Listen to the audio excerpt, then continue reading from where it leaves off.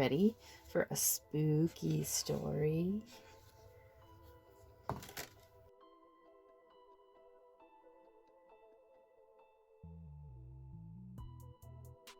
This is called A Visit to the Haunted House by Dean Wally, illustrated by Arlene Noel. Halfway between a little town called Sassafras and a little town called Lespedeza, on a high hill, was a big old house that was so spooky and scary that everyone said it was haunted.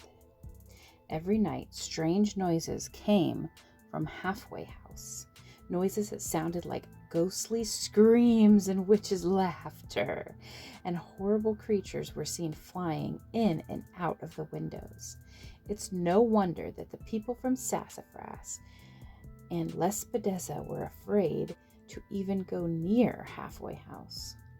One day, Tommy Tribble, who lived in Lespedeza, got a new kite. He called up his friend Stephanie Pepper, who lived in Sassafras, and said, "Let's go fly a kite." "Right," said Stephanie. "I'll meet you at the high hill by the Halfway House." But the Halfway House is haunted." "Oh, pooh," said Stephanie, who was 6 and brave as anything. "There's no such thing as ghosts, and that hill is the best place to fly a kite. Besides, we won't go in the house." "Okay," said Tommy, who was almost 6 and very brave too. So they went. The wind was so strong that it was hard to hang on to the kite string. Tommy and Stephanie both had to hold on to it. And the kite kept blowing closer and closer to the horrible haunted Halfway House. Suddenly, snap!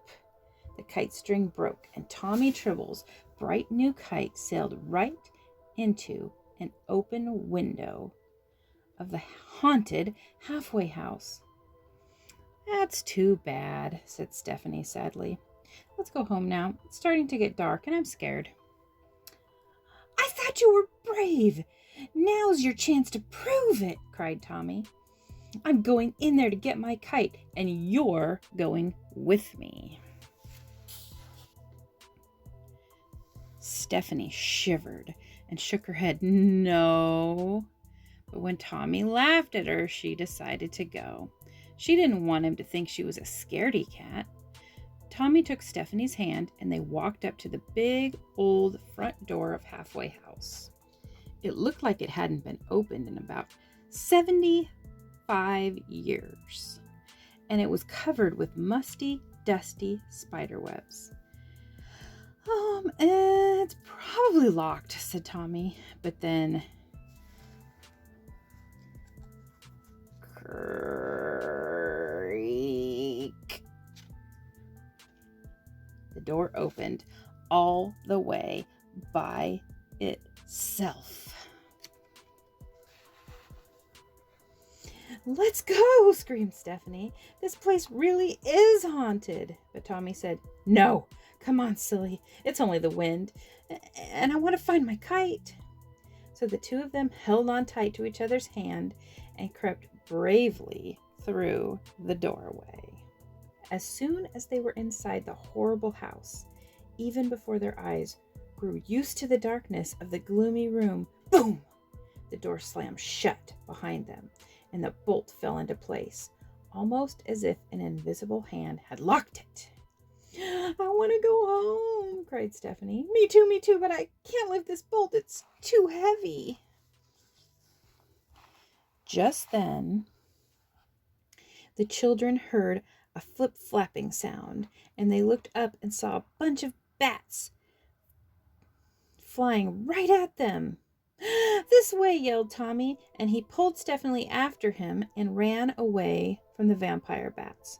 But those creepy creatures chased the children further into the haunted house, past cobweb-covered caskets, through the dark halls with clammy walls, and up a creaky, squeaky flight of stairs. As the children began climbing on the rickety old staircase, they heard rattling chains, and further away the sound of fiendish laughter. And then it became very, very quiet. Too quiet.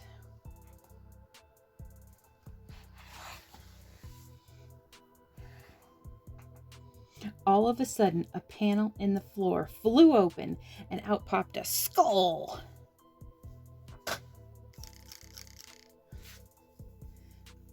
Clackety-clatter it went, tumbling down the stairway.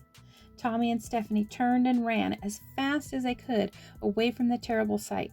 But as they turned a corner in the dark hallway, they ran right into a skeleton without a head. "Where's my head?" the skeleton said. "My bones can't rest without a head." Poor Stephanie, poor Tommy, they were too frightened to say a word, so they ran on away from the scary skeleton, down the hideous hall, and up another fearful flight of stairs. At the top of the stairs, they saw a door marked "This Way Out," but it was just as Tommy reached the knob, whoosh! A trapdoor opened beneath them, and they went tumbling down, down through a long tunnel, and Tommy and Stephanie landed, kerplunk, in a room full of ghosts.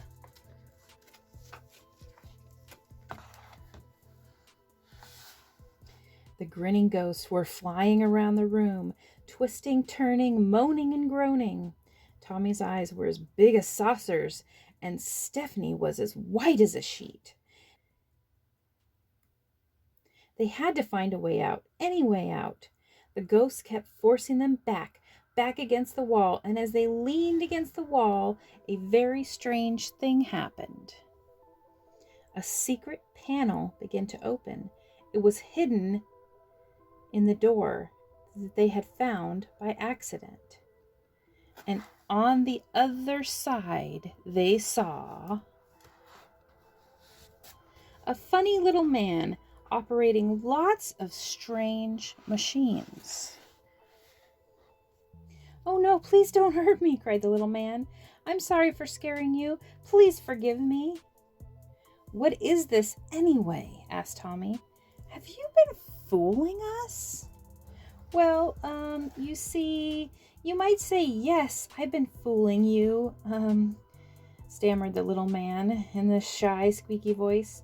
"But why?" cried Tommy and Stephanie together. "Because I was afraid," sobbed the little man, and he broke down and cried and cried. Tommy and Stephanie rushed to his side. There, said Stephanie. "Please don't cry. We forgive you. We want to be your friends." "Yes," said Tommy. "We want to help you. Please tell us why you wanted to scare us." "Well, you see, I'm very shy," said the poor little man. "My name is Mr. Bashfellow, and I'm afraid of people, so I decided to build all these machines to make people think the house is haunted. I have ghost machines and skeleton machines and bat machines and scream machines, just every kind of creepy machine imaginable."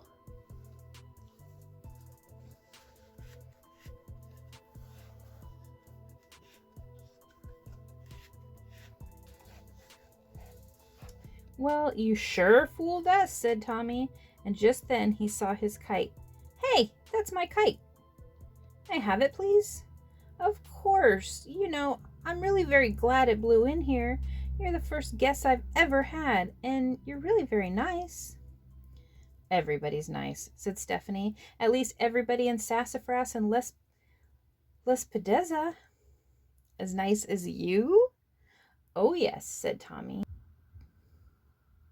"Well, I've just never been around people before. I thought they were all boorish and mean." "Certainly not," said Stephanie. "Listen, I have a great idea.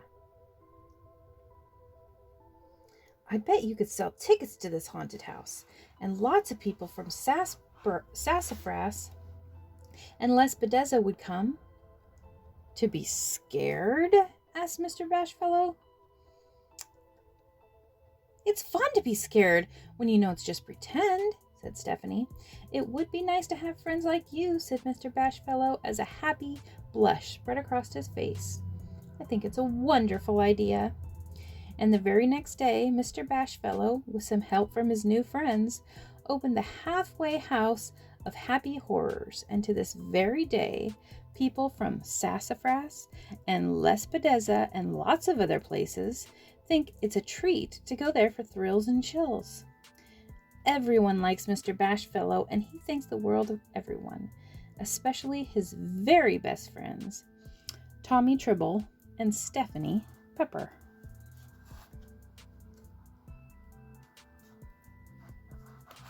The end. Oh, that's a fun kids' haunted book, right? A little less scary than, say, scary stories to tell in the dark or something like that. But I thought it was pretty cute and it had some good graphics. Well, you guys, I hope you enjoyed it. Thanks for watching. Make sure to comment, like, and subscribe. And I'll see you on the next one. Bye!